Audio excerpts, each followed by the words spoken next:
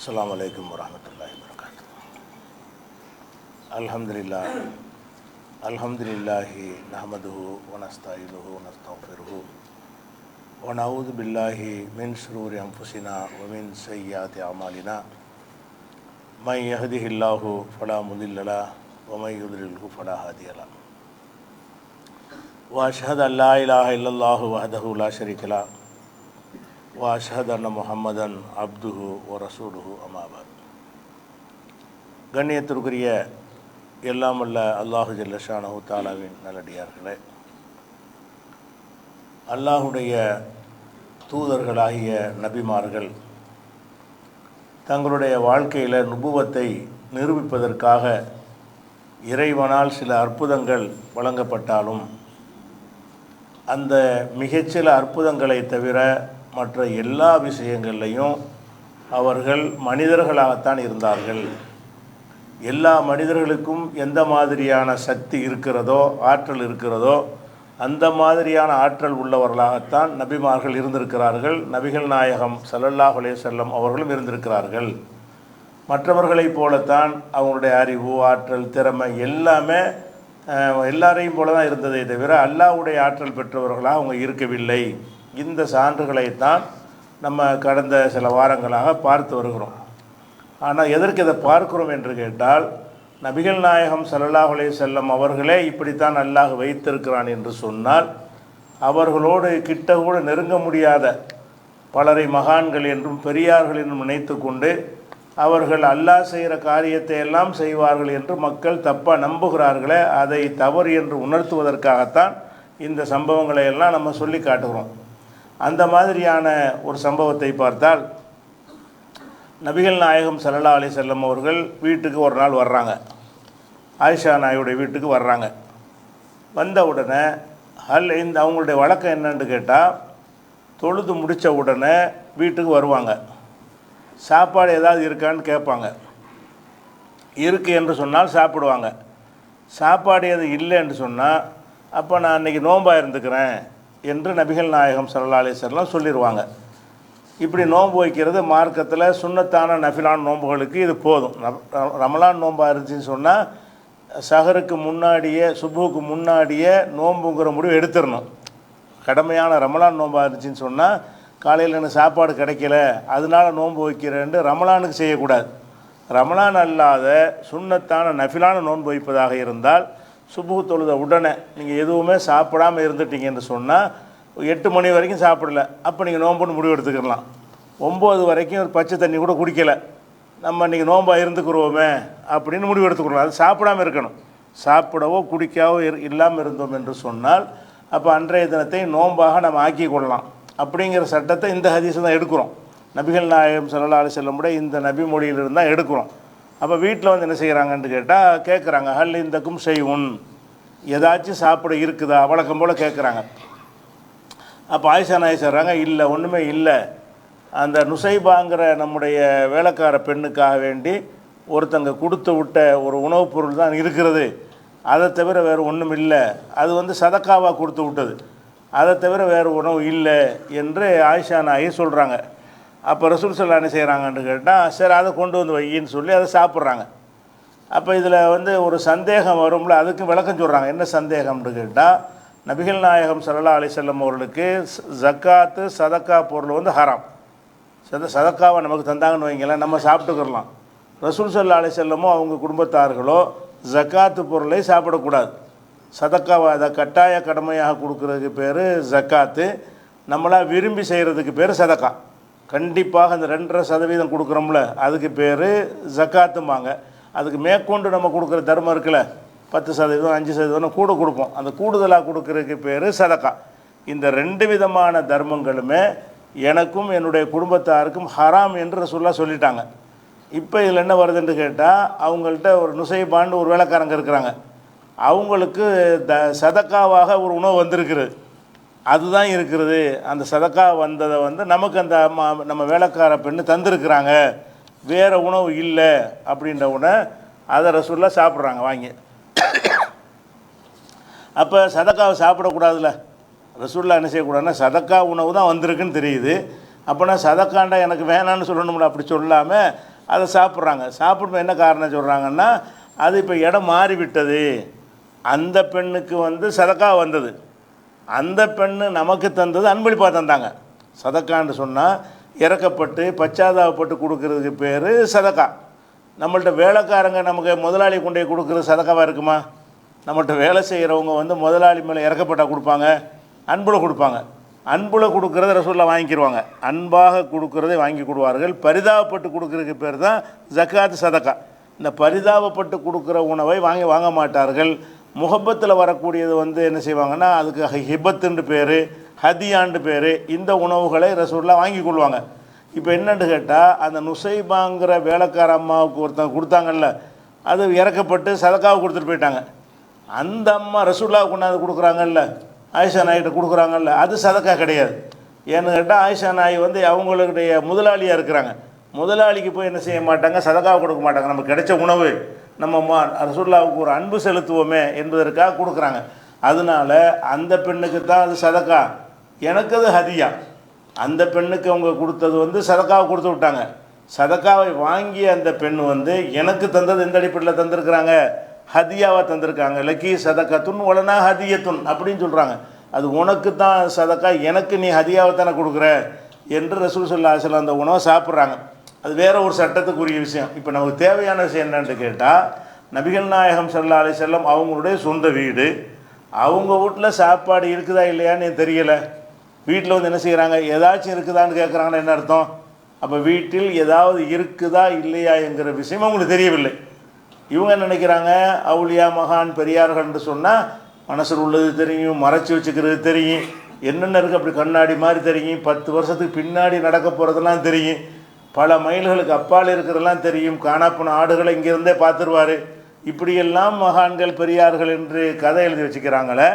நபிகள் நாயகம் ஸல்லல்லாஹு அலைஹி வஸல்லம் அவங்களுக்கு அவங்க வீட்டில் ஏதாச்சும் இருக்குதான்னு தெரியல. ஒரு பேரிச்சம்பழம் இருக்குதா, சாப்பிட்ற கஞ்சி கூழ் ஏதாவது இருக்குதா, ஒன்றுமே தெரியலை.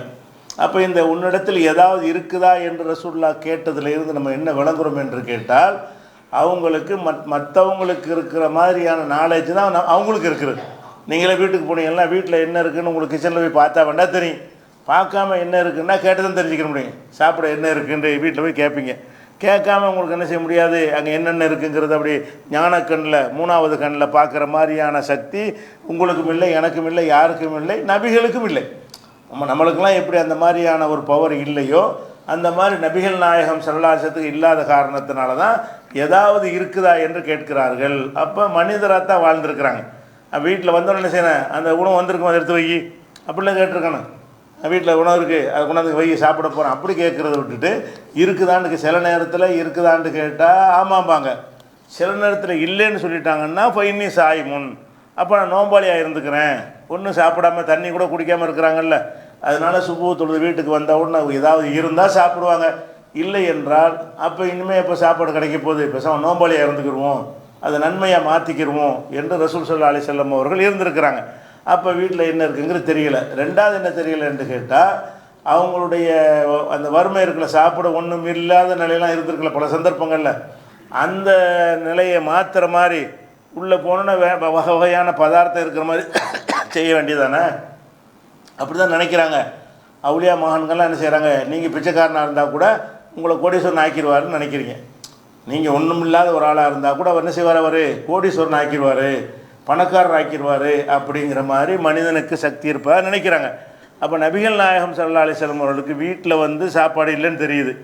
இல்லைன்னு தெரியறதுக்கு என்ன செய்யணும், உள்ளே வரும்போதே மந்திரத்தில் போகும்போதே வகை வகையாக பிரியாணி எல்லாம் ரெடியாக இருக்கிற மாதிரி செஞ்சு வச்சுட்டு போகலாம்ல.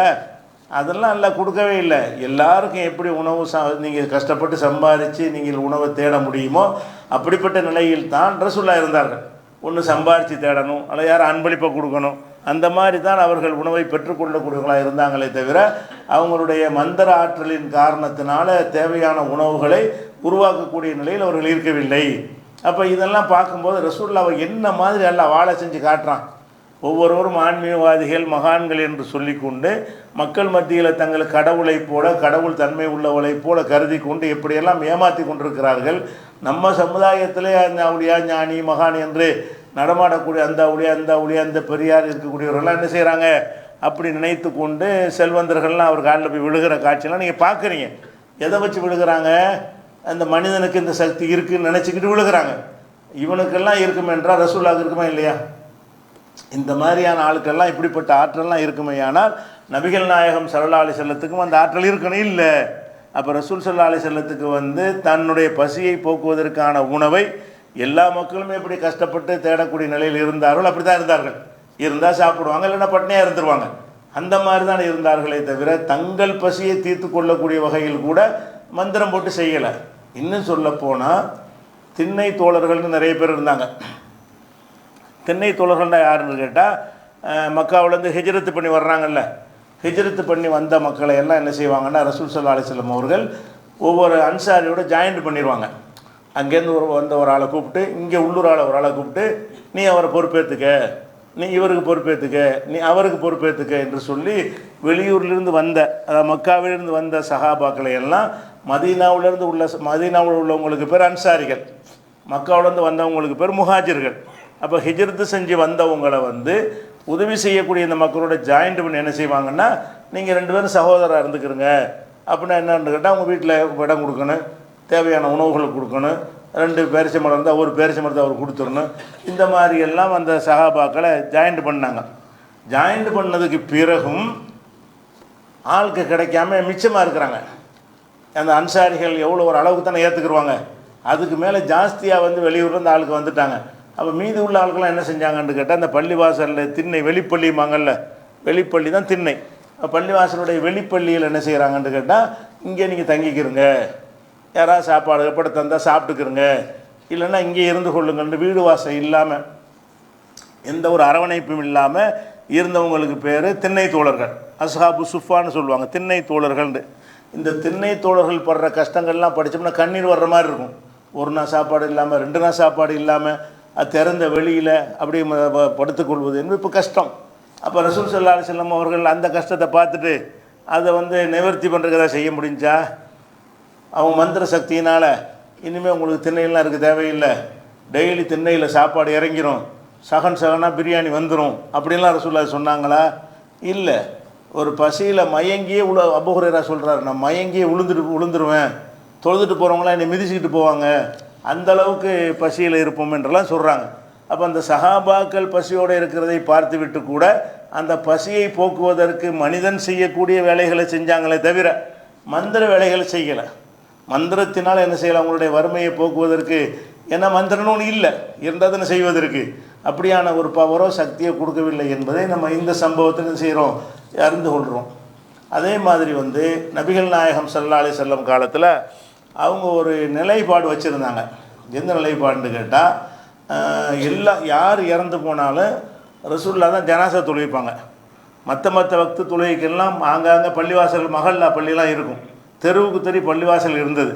எல்லாருமே இந்த பள்ளிக்கு தொழு வரமாட்டாங்க. ரசூலுல்லாஹ்வுடைய காலத்தில் மஸ்ஜித் நபவின்னு ஒரு பள்ளி இருக்கிறது, அதில் அந்த பகுதியில் உள்ளவங்க தான் தொழுவாங்க.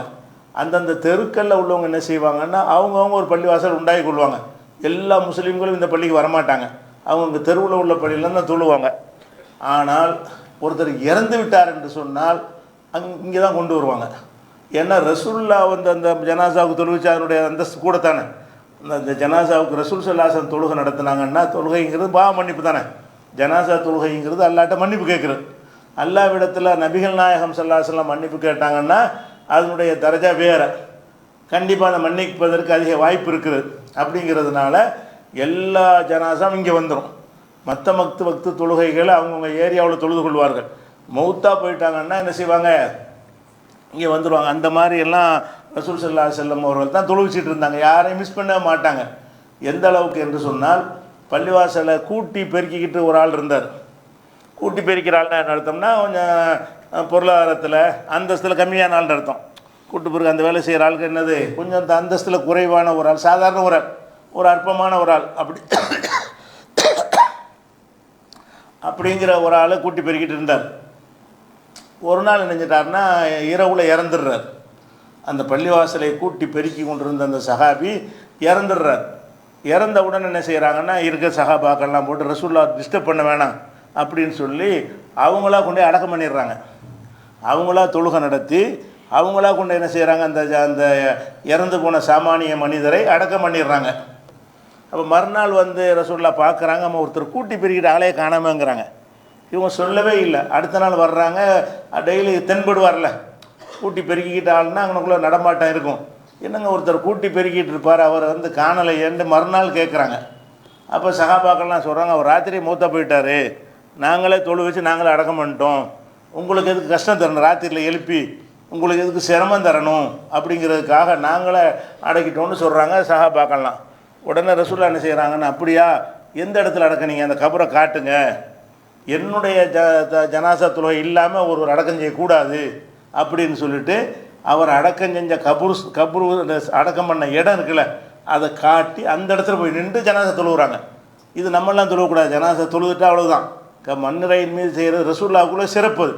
என்னுடைய அந்த ஜனாசா வந்து எல்லாருக்கும் கிடைக்கணும், நீங்கள் சாதாரண மனிதர் என்று நீங்கள் ஜனாசா தொழுகை இல்லாமல் என்னுடைய ஜனாசா தொழுகை அவங்க தொழுதை அடக்கியிருக்கிறாங்க, நான் தொழுகை நடத்தாமல் அடக்கிட்டீங்கன்னு சொல்லி போய் அங்கே தொழுவாங்க.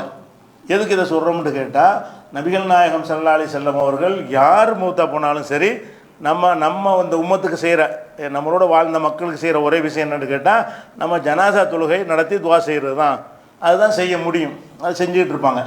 அந்த மாதிரி இருக்கும்போது என்ன செய்வாங்கன்னா, ஒரே ஒரு ஆளுக்கு மட்டும் ஜனாசா தொழுக மாட்டாங்க. யாருக்கு தொழுக மாட்டாங்கன்னா, கடனாளிக்கு. கடன் பெற்றார்னு வைங்களேன், ஒருத்தர் கடனாளியாக இருந்து மூத்தா போயிடுறார், ஜனாசா வரும். ஜனாசா வந்தோன்னு என்ன செய்வாங்கன்னு கேட்டால், இவருக்கு கடன் இருக்குதா, வந்தோன்னு என்ன செய்வாங்கன்னா, ஹல் அலைஹி மின் தைனின். இது புகாரில் 2295 ஹதீஸில் வருகிறது.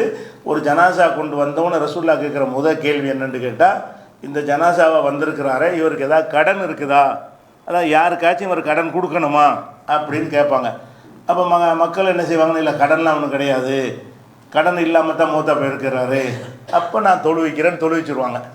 அப்புறமேல என்ன செய்வாங்கன்னா, இன்னொரு ஜனாசா வரும், அப்போ கேட்பாங்க, இல்லை அவர் கடன் இருக்குது, கடன் இருக்கும்னா நீங்கள் தொழுவிச்சிக்கிறங்க, ஏன்னா கடனாளிக்கு வந்து மனிதன் சம்மந்தப்பட்ட ஹக்கு அது, அதை அல்லாஹ் மன்னிக்க மாட்டான். நான் போய் மன்னின்னு துவா செஞ்சாலும் எடுபடாது. கடன்கிறது அல்லாஹ் சம்மந்தப்பட்டதுக்கு தான் மன்னிப்பு கேட்கலாம். கடன்கிறது மனிதன் சம்மந்தப்பட்ட ஒரு விஷயம், இன்னொருத்தருடைய ஹக்கு அதில் சம்மந்தப்பட்டிருக்கும் போது அதை கொடுக்காம ஒரு மூத்தா போனார்னா நான் எப்படி மன்னிப்பு கேட்குறது? அப்படிங்கிறதுனால நான் நீங்கள் தொழுவிச்சிக்கிறங்க, என்னுடைய மன்னிப்பு கேட்குறதுக்கு வந்து ஒரு பயனற்றதாக போயிடும் என்று சொல்லி தொழுவிக்க மாட்டாங்க. அதே நேரத்தில் என்ன செய்வோம், அப்படி சொன்னோன்னு என்ன செய்யறேன்னா, அபூ கத்தாதான்னு ஒருத்தர் அங்கே இருக்கிறார். அவர் சொல்கிற, அல்லாஹ்வுடைய தூதரே, அவர் கொடுக்குற கடனுக்கு நான் பொறுப்பேற்றுக்கிறேன் அப்படின்னு அவர் சொல்லுவார். அப்போ ரசூலுல்லாஹ் என்ன செய்வாங்கன்னா, கடன் நாளைக்கு தொழுவிப்பாங்க. இது புகாரில் 2295 ஹதீஸில் இருக்கிறது. அப்போ இது எதுக்கு சொல்கிறோம்னு கேட்டால், இப்போ நபிகள் ஆனால் இது கூட நினைச்சிட்டாங்கன்னா பிறகு மாற்றிக்கிட்டாங்க. ஆரம்பத்தில் இப்படி கேட்டாங்க, பிறகு என்னாச்சுன்னு கேட்டால், இப்போ ஹசானாவோட நிறைய ஜக்காத்து பணம்லாம் வந்து குவிந்து பணம் தாறுமாறா குவிய ஆரம்பித்த பிறகு யாராவது ஜனாசா வந்துச்சுன்னு என்ன செய்வாங்கன்னா, கடன் இருக்கான்னு கேட்பாங்க. ஆமான்னு சொன்னால் அந்த கடனை வந்து ஏன்ட்ட வாங்கிக்கிறங்க, கடனுக்கு அவங்க பொறுப்பேற்றுக்குருவாங்க. துவக்க காலத்தில் ரொம்ப வறுமை கஷ்டமாக இருந்த நேரத்தில் இந்த கடனுக்கு இப்படி கேட்பாங்க. பிற்காலத்தில் என்ன ஆச்சுன்னு சொன்னால், ஜனாசா வந்தவுடனே இவர் கடன் இருக்கான்னு கேட்பாங்க. ஆமாண்டா, அந்த கடன் வந்து பைத்துல் மாலில் வாங்கிக்கிறங்க, யாரெல்லாம் இவர்கிட்ட கடன் கொடுத்தீங்களோ அந்த கடன் ஏன் பொறுப்பு அப்படின்னு சொல்லிடுவாங்க. இது பிற்காலத்தில் இருக்கல, ஆரம்ப காலத்து சம்பவம் இது. பிற்காலத்தில் என்னவாச்சுன்னு கேட்டால், இந்த ஜனாசாவுடைய எந்த மனிதனுடைய கடனுக்கு நான் பொறுப்பாளின்ட்டாங்க. ஒரு கடனாளியாக ஒரு மூமின் மௌத்தா போனான்னு சொன்னால் அதுக்கு பொறுப்பாளி நான் தானே, அது அவங்க தலைவராக இருக்கிறேன், அதனால் எனக்கு தான் அந்த பொறுப்பு என்று ரசூல் ஸல்லல்லாஹு அலைஹி வஸல்லம் அவர்கள் அந்த கடனை அவங்க தீர்த்துருவாங்க பிற்காலத்தில். இது முந்தி நடந்த சம்பவம். இதில் நமக்கு தேவையான விஷயம் என்னென்னு கேட்டால், நபிகள் நாயகம் ஸல்லல்லாஹு அலைஹி வஸல்லம் ஜனாசா வருதுல, வந்த உடனே இவர் மீது கடன் இருக்கானே விசாரிக்கிறாங்க. எல்லா சக்தியும் விஞ்ஞான கண் இருக்குது, மூணாவது கண் இருக்கிறது, அகக்கண் இருக்கிறது, அவங்க எல்லாத்தையும் பார்த்து அறிந்து கொள்வார்கள்னு சொல்வதாக இருந்தால், அந்த ஜனாசா வந்த உடனே அப்படி படமாக ஓடிடுமா இல்லையா? இவர் யார் யார்கிட்ட கடன் வாங்கினது எவ்வளோங்கிற வரைக்கும் தெரிஞ்சிடணுமே. கடன் வாங்கினது மட்டும் தெரியாது, எவ்வளோ வந்திருக்காரு, யார் யாருக்கு கொடுக்கணுங்கிறலாம் தெரியுமில்ல. வந்தவன் ரசூலுல்லாஹ் என்ன செய்வாங்க, இவர் என்ன கடன் வாங்கியிருக்கிறாரு அப்படின்னு சொல்கிறத விட்டுட்டு கடன் இருக்குதான்னு மக்கள்கிட்ட தான் கேட்குறாங்க. ஹல் அலைஹி மின் தைனின், இவர் யாருக்காச்சும் கடன் கொடுக்கணுமா அப்படின்னு கேட்குறாங்க. கடன் கொடுக்கணும்னு சொன்னால் நான் தொழுவிக்க மாட்டேன், நீங்கள் தொழுவிச்சிக்கிறங்க. அப்போ கடன் கொடுக்க வேண்டியது இல்லைன்னு சொன்னால் தொழுவிப்பாங்க. அப்போ நபிகள் நாயகம் ஸல்லல்லாஹு அலைஹி வஸல்லம் அவர்கள் காலத்தில் ஜனாசாவை வரக்கூடிய ஒரு ஆள் அவருக்கு கடன் இருக்குதா இல்லையாங்கிறது கேட்டு தானே தெரிஞ்சுக்கிறாங்க. அதை கேட்டு தெரிஞ்ச விளங்குகிறது விசாரித்து தான் அறிஞ்சு கொள்ள முடியும். ஒரு மனிதன் கடனாளியாக இறந்து போனானா இல்லையா என்பது அது ஒரு மறைவான விஷயம். சம்மந்தப்பட்டவர்களுக்கு வேண்டாம் தெரியும், தொடர்பு இல்லாதவர்களுக்கு தெரியாது. உங்களோட நெருங்கி பழகிற 4 பேருக்கு வேணால் நீங்கள் சொல்லியிருப்பீங்க, அனைவருக்கும் தெரியுமா? தெரியாது. அப்போ நபிகள் நாயகம் ஸல்லல்லாஹு அலைஹி வஸல்லத்துக்கு ரொம்ப நெருக்கமில்லாத ஒருவராக இருந்து அவர் இறந்துட்டார்னு சொன்னால் அவர் கடனாளியாக இருந்தாரா கடன் இல்லாமல் இறந்தாரா என்பது ரசூலுல்லாவுக்கு தெரியாது. உங்களுக்கு தெரியாதது போல் எனக்கு தெரியாததை போல் எல்லா மக்களுக்கும் தெரியாதது போல் அவங்களும் தெரியவில்லை. அப்போ ஏன் இல்லை அந்த மனிதர் மாதிரி அவங்கள வாழ வைக்கிறான்? எல்லாம் நினச்சிருந்தான்னு சொன்னால் அந்த ஜனாசா வரும்போதே வஹி தொடர்பு வர இருக்குல்ல, அந்த வஹியை கொண்டு அறிவிக்கலாம்ல. முகமதே இந்த ஆள் ஒரு 10 லட்ச ரூபா கடனாளியாக இருக்காருன்னு ஒரு வஹியில் அறிவிச்சு விட்டுலாமா இல்லையா? அப்படியே செஞ்சானல்ல. வஹி தேவைக்கு தான் வஹி, மார்க்கத்தை சொல்வதற்கு தான் வஹியே தவிர மற்ற அவங்களுடைய ஒவ்வொரு விஷயத்துக்கும் என்ன இல்லை, வஹியில் வர கிடையாது. அப்போ இதுவும் அவங்க தெரியலை. அதே மாதிரி இந்த கூட்டி பெருக்கிட்டு இருந்த ஒரு ஆளை ராத்திரி அடக்கிட்டாங்கல்ல, அடக்குனாள் எப்போ பார்க்குறாங்க ஆளை காணாம், எங்கே அந்த ஆளுன்னு கேட்குறாங்க. அவர் நேற்று மூத்தா போய்ட்டு ராத்திரியே மூத்தா போய்ட்டு அடக்கிட்டோன்னு சொல்கிறாங்கல்ல. அப்பயும் அதை ரசூலுல்லாஹ்வுக்கு தெரியலை. அடக்க போகும்போது என்ன செஞ்சிருப்பாங்க, வந்தவுடனே ஏன்பா என்னை கேட்காம நீங்கள் அடக்கிட்டீங்க, அப்புறம் காட்டுங்கன்னு சொல்லியிருக்கணுமா இல்லையா? அதையும் கேட்கத்தான் செய்கிறாங்க. அப்போ எல்லாத்தையும் கேட்டு கேட்டு தெரிவது என்ன காட்டுதுன்னு கேட்டால், நபிகள் நாயகம் ஸல்லல்லாஹு அலைஹி வஸல்லம் அவர்கள் எல்லா மனிதர்களுக்கும் இருக்கிறமான அறிவு கொடுக்கப்பட்டிருந்தார்களே தவிர, வஹியை தவிர அல்லாஹ்விலிருந்து வஹியாக சில அறிவிப்புகளை கற்றுக் கொடுப்பான். அது நீங்களாக மற்ற விஷயத்தை எடுத்துக்கிட்டீங்கன்னு சொன்னால் எல்லா மனிதர்கள் போன்ற நிலையில் தான் நபிகள் நாயகம் ஸல்லல்லாஹு அலைஹி வஸல்லம் அவர்களையும் அல்லாஹ் வைத்திருக்கிறான். அப்படிங்கும்போது எப்படி மகான் பெரியாருக்கெல்லாம் என்ன இருக்குது? அல்லாஹ்வுடைய கொடுக்குறான், அந்த ரசூலுல்லாஹ் தானே கொடுப்பான்ல. இந்த உம்மத்திலே அவங்க தான் மேலானவங்கன்னு நம்ம நம்புகிறோம். அல்லாஹ்வுடைய வஹி தொடர்பில் இருக்கிறவங்கன்னு விளங்குகிறோம். பல விஷயங்கள் நமக்கெல்லாம் தெரியாத விஷயங்கள் அவங்க வழியாகத்தான் நமக்கு கிடைக்கிறது. அப்படி ஒரு இறை தொடர்பில் இருந்திருந்தால் கூட அது தேவையானதை சொல்லி கொடுத்தான. அதை தவிர கழிச்சிட்டு பார்த்தீங்கன்னு சொன்னால் சாதாரண மனிதருக்கு இருக்கிற மாதிரியான ஆற்றலும் அறிவும் தான் அவங்களுக்கு அல்லாஹ் கொடுத்துருக்குறான் என்பதை பார்க்குறோம். அதே மாதிரி ரசூல் ஸல்லல்லாஹு அலைஹி வஸல்லம் அவர்கள் என்ன செய்கிறாங்கன்னா, ஒரு பிரயாணத்தில் போகிறாங்க. பிரயாணத்தில் போயிருக்கும்போது இளைப்பாறுவதற்காக என்ன செய்வாங்கன்னா, பிரயாணத்தில் ஓய்வு எடுப்பாங்க. ஏன்னா பிரயாணம்ங்கிறது நம்ம 4 மணி நேரம் 3 மணி நேரத்தில் முடிகிற பிரயாணம் கிடையாது. ஒரு பிரயாணம்னு சொன்னால் இன்னும் 300 மைல் 400 மைல் ஒரு பிரயாணம் பண்ணி போவதாக இருந்தால் அது சில நாட்கள் அந்த பயணம் நீடிக்கும். அப்போ இடையில என்ன செய்வாங்கன்னா, ஓய்வு எடுப்பாங்க. பிரயாணத்தில் இருக்கும் பொழுது வெயில் இல்லாத நல்ல நிழல் வந்த உடனே ஒரு இடத்துல இளைப்பாறுவாங்க. அது மாதிரி ஒரு நாள் என்ன செய்கிறாங்கன்னு கேட்டால், ஓய்வு எடுப்பதற்காக தங்குறாங்க. சஹாபாக்களோடு போகிறாங்க. என்ன பிரயாணம்ன்றது அதிசயில் வரல. ஒரு பிரயாணத்தில் சஹாபாக்களோடு போய்கிட்டு இருக்கிற பிரயாணம்னா பெரும்பாலும் போராக தான் இருக்கும். வேறு என்னத்துக்கு போக போகிறாங்க? போராக இருக்குன்னு இல்லாட்டி உம்ரா ஹஜ்ஜுக்கு போனதாக இருக்குது. வேறு எதுக்கு போயிருக்கிறாங்க? வியாபாரத்துக்கெலாம் போகலை. நபி அவருக்கு முந்தி தான் போயிருக்கிறாங்க. நபியானதுக்கு பிறகு வியாபாரத்து போக்குவரத்துலாம் கிடையாது. போனால் சஹாபாக்களோடு போவாங்க, ஒரு போருக்கு போவாங்க, இல்லைன்னா ஹஜ்ஜு உம்ரா செய்வதற்கு வேறு பிரயாணம் அவங்களுக்கு இருக்கலை. ஏதோ ஒரு போராக தான் இருக்கும். என்னென்னு வரல ஹதீஸில். போகும்போது இளைப்பாடுறதுக்கு தங்குறாங்க. தங்கினவொன்னு என்ன செய்கிறாங்கன்னா, ரசூல் ஸல்லல்லாஹு அலைஹி வஸல்லம் இங்கே இருங்கன்னு சொல்லிட்டு அந்த இது கழிப்பிடம் போவாங்கல்ல, கழிப்பிடம் போவதாக கொஞ்சம் தூரமாக போயிடுவாங்க. மலை ஜலம் கழிப்பதற்கு போவதாக இருந்தால் எல்லாத்தையும் இருக்குன்னு சொல்லி தூரமாக போய் என்ன செய்கிறாங்க, அவங்களுடைய இயற்கை தேவையை நிறைவு செய்வதற்காக இந்த போயிட்டு வர்றேன்னு வர்றாங்க. வந்து பார்த்தா அந்த மரத்துக்கிட்ட ஒரு எறும்பு புற்று இருக்குது. எறும்பு புற்று இருக்கும்ல, அவங்களுக்குள்ளே படுத்தா நம்மளை கடிச்சு பொறுங்கிறதுக்காக என்ன செய்கிறாருன்னு கேட்டால், அங்கே இருக்கிற ஒரு ஆள் தீயை வச்சு அதை கொளுத்துறாரு. இதை எறும்பு புற்றை கொளுத்திக்கிட்டு இருக்கிறாரு, தீ எரிஞ்சிக்கிட்டு இருக்கிறாரு. ரசூலுல்லாஹ் வந்துட்டாங்க. ரசூல் ஸல்லல்லாஹு அலைஹி வஸல்லம் போயிட்டு வர்றதுக்கு இடையில என்ன நடக்குதுன்னு கேட்டால், அவங்க படுத்து கிடக்கிற ஒரு இடம். அப்போ எறும்பு அவனுக்குள்ளே இருந்துச்சின்னு சொன்னால் நம்மளை கடிச்சிரும். அதனால் என்ன செய்வோம்னு கேட்டால், எறும்பை சாவடிச்சிருவோம் அப்படிங்கிறதுக்காக என்ன செய்கிறான்னு கேட்டால், வரும்பொழுது அவுக்கொத ரஜுலுன் அலா கரியத்தின் அம்லின், ஒரு எறும்பு புற்றின் மீது ஒரு மனிதர் தீ மூட்டி விட்டார். அப்போ ரசூலுல்லாஹ் வர்றாங்க. வந்து என்ன செய்கிறாங்க, ஐயுக்கும் ஃபாலஹாதா, இதை யார் செஞ்சது? எறும்பு புற்றில் தீ எரிஞ்சிக்கிட்டு இருக்குது. எறும்பு புற்றில் என்ன செய்கிறது, தீ எரிஞ்சிக்கிட்டு இருக்குது. தீயைத்தான் பார்க்குறாங்க, யார் வச்சதுங்கிறத பார்க்கல. அவங்க வர முந்தி ஒருத்தர் வச்சுட்டார். அப்போ ரசூலுல்லாஹ் என்ன செய்கிறாங்கன்னா, ஐயுக்கும் ஃபாலஹாதா, இதை செஞ்சால் யார், யார் இந்த மாதிரி எறும்பு புற்றுக்கு தீ வச்சதுன்னு கேட்குறாங்க. அப்போ அந்த கூட்டத்தில் இருந்த ஒரு ஆள் சொன்னார், ஆனால் யாரை சொல்லலாம், அல்லாஹ்வுடைய தூதர் நான் தான் வச்சேன், நான் தான் நெருப்பு வச்சேன் அப்படிங்கிறார். அப்போ ரசூலுல்லாஹ் சொல்கிறாங்க, அத்துஃபியா முதல்ல தீயை அணைச்சிரு, முதல்ல நெருப்பில் வைத்து என்ன செய்யக்கூடாது, எதையும் வேதனை செய்யக்கூடாது, எறும்பு வந்து நெருப்பு வச்சு கொளுத்தி சாவடிக்கக்கூடாது, தப்பு அது அப்படின்னு ரசூல் ஸல்லல்லாஹு அலைஹி வஸல்லம் அதை அணைக்க சொல்லிட்டாங்க. இது வந்து அகமதில் வரக்கூடிய ஒரு ஹதீஸ். இதில் நம்ம தெரிகிற விஷயம் என்னென்னு கேட்டால், அப்போ ரசூல் ஸல்லல்லாஹு அலைஹி வஸல்லம் மறைவானது தெரியும்னு வைங்க. அப்போ என்ன செய்வாங்க, போகும்போதே இவர் தீ வைக்க போகிறான்னு தெரிஞ்சு நெருப்பு வச்சிடக்கூடாது பார்த்துக்கிறேங்கன்னு சொல்லிட்டு போயிருக்கணும். சரி, போயிட்டு வர்றாங்க, நெருப்பு எரிகிறத பார்க்குறாங்க, எறும்பு புற்றுக்கு தீ வைக்கப்பட்டிருக்கிறது. வச்சோன்னு செய்யணும், இங்கே வா, ஏன் தீ வச்சேன்னு கேட்கணும்ல, தெரிஞ்சிருக்குமே. ஆனால் யார் வச்சாங்கிறது தெரியணுமா இல்லையா?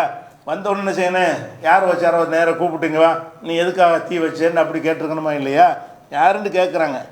அவர் நான் தான் சொன்னதுனால தான் ரசூலுல்லாஹ்வுக்கு தெரிஞ்சிச்சு. அவர் கல் மாதிரி பேசாமல் இருந்துட்டாரு வைங்க, யாரும் சொல்லணுன்னு வைங்க, ரசூலுல்லாஹ்வுக்கு தெரியாது.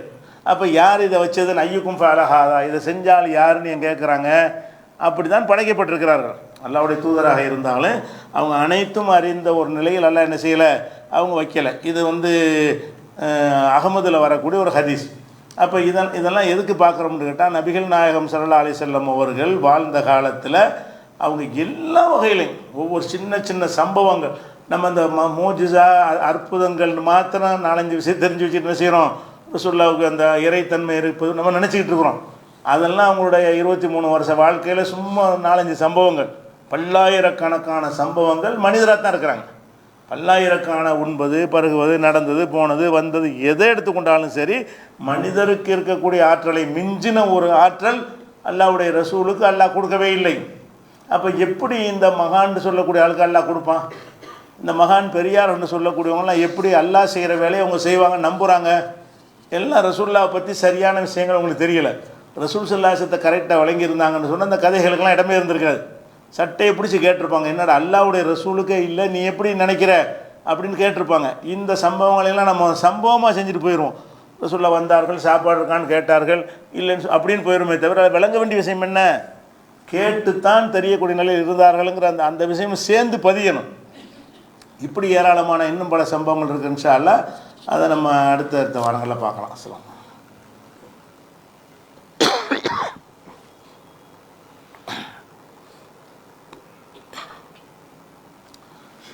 அன்பிற்குரிய சகோதர சகோதரிகளை, நம்ம சென்னையில் அந்த அசோக் நகர் என்கிற ஒரு பகுதியில் ஒரு அரசாங்க பள்ளிக்கூடம், கவர்மெண்ட் ஸ்கூல் இருக்குது.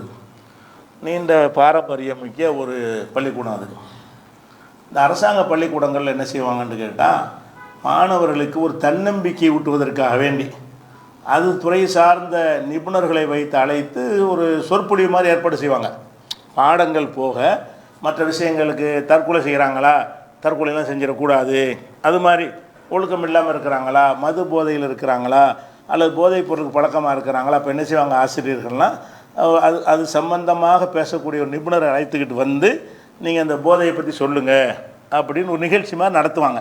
அரசு பள்ளிக்கூடத்தில் மாணவர்களுக்கு ஒரு பொதுவான ஒரு தலைப்புகளை சொல்வதற்காக வேண்டி இப்படி அழைத்து உரை நிகழ்த்தலாம்னு ஒரு அனுமதி இருக்குது, பொது அனுமதி இருக்குது.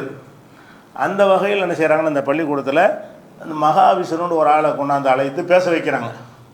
எதுக்கு, தன்னம்பிக்கை பேச்சுன்னு சொல்லி பேச வைக்கிறாங்க. அந்தால் என்ன பேசுகிறாருன்னா, அவ்வளோ மௌட்டிகத்தை முட்டாள்தனத்தையும் மாணவர்கள்ட்ட ஒருத்தனை கூப்பிட்டு பேசுகிறாருன்னா அவன் யார், இவன் தன்னம்பிக்கை பேசுகிறவனா அப்படின்னு தெரியணுமா இல்லையா? அங்கே உள்ளவங்கள்ட்ட என்ன பேசுகிறாருன்னு கேட்டால், நீங்கள் ஏழையாக இருக்கிறீர்களா, அது காரணம் நீங்கள் முன் பிறவியில் செய்த பாவம். நீங்கள் ஊனமுற்றவர்களாக இருக்கிறீங்களா, அதுக்கு முந்தின பிறகு என்னமோ செஞ்சுருப்பீங்க. இதெல்லாம் மூட நம்பிக்கை. இதெல்லாம் இப்படி பேசக்கூடாது என்று தான் கல்வி திட்டத்தில் இருக்கிறது. மூட நம்பிக்கையை விதைக்கிற விதமாக என்ன செய்கிறார், அவர் வந்து மாணவர்கள் மத்தியில் பேசுகிறார்.